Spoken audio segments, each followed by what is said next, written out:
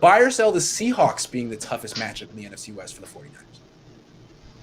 49ers? Is it Ben or is it me? I think it's you. I believe it's you.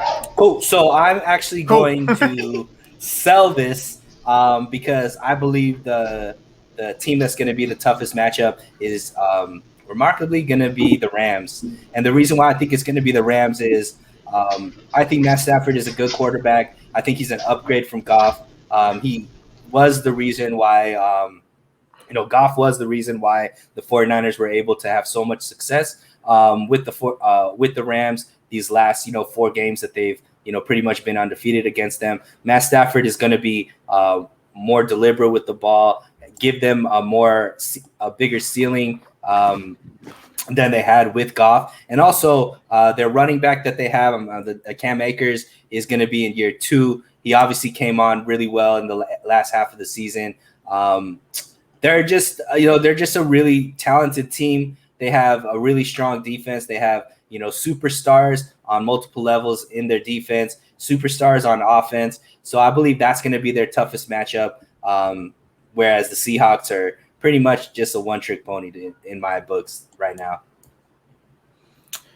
Yeah, I think once again I'm gonna sell this. I'm gonna go for argument's sake because I like the Rams one. That's probably my favorite. That's also my most exciting. I think I really want to see the most because I think that's gonna be a shootout at the very least.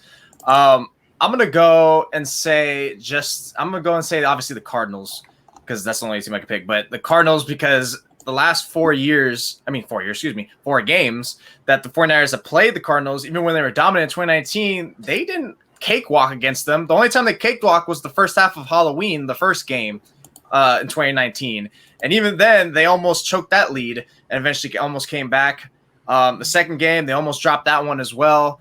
And then, obviously, they definitely laid an egg in week 1. That was atrocious. And then the fourth game, that was a nice battle. You had Verrett finally. I think everything just kind of came together, and they were just frustrated, just wanted to end it on like a good note towards the season's end and such.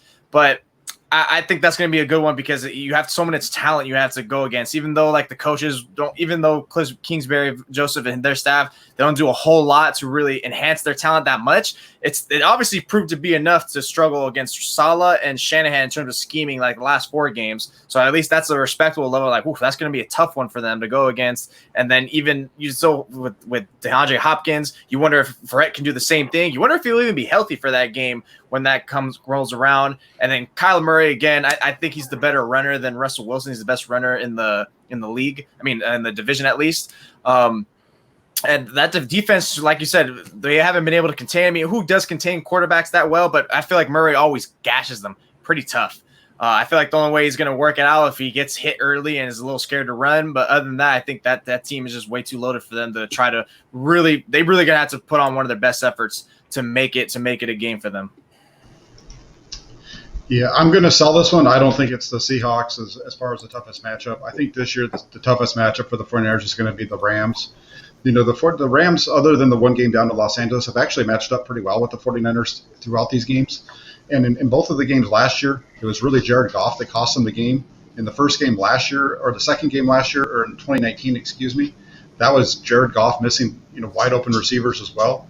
So I think when you look at this, with the one weakness of their offense, they fixed that when they went out and got Matthew Stafford. I know they don't have the depth necessarily that maybe the 49ers or some other teams in the division do, but their top flight guys are some of the best. Jalen Ramsey is one of the best cornerbacks in the league, if not the best. That makes everybody else in that secondary better. Same thing with Aaron Donald up front. So I'm putting the Rams as the best team in the NFC West. I'm going to buy that the Seahawks are the toughest matchup for the 49ers this year. And specifically for me, I think the Seahawks are going to be around the same level that they were last year. I don't think they got much worse. But I think if you look at the rest of the teams in the division, I wouldn't actually argue that the Cardinals have gotten much better. I know a lot of people are hopping on the Cardinals train this year, but A.J. Green hasn't consistently played the last few years. I know J.J. Watt's a great leader, but I don't know how much they can expect out of that guy for the next few years. And then with the Rams specifically, me and a lot of people have been jumping on board with them. But the one thing, as I think more and more about this with the Rams that I think is going to be a huge issue for them is their depth. If you look at their roster, they got gutted in terms of their depth this offseason, because now they're spending 25% of their cap on their quarterback room. They're on Jared Goff and Matthew Stafford combined. And then when you have the high-level guys like the Aaron Donalds, the Jalen Ramsey of the world, you have to pay those guys a lot of money. So if you look at the Rams roster structure, they're so top-heavy and dependent on that talent at the top of their roster. If they falter at all, I think things could look really ugly for the Rams really quick if they get an injury in any key spot. So I would really worry about that. And then, like I said, with the Seahawks, they haven't proven to me thus far that they're going to fall off the wagon yet. And I know people keep waiting for them to fall off that wagon, but hey, similar to Tom Brady, I'm just going to keep betting that they'll be there until they aren't.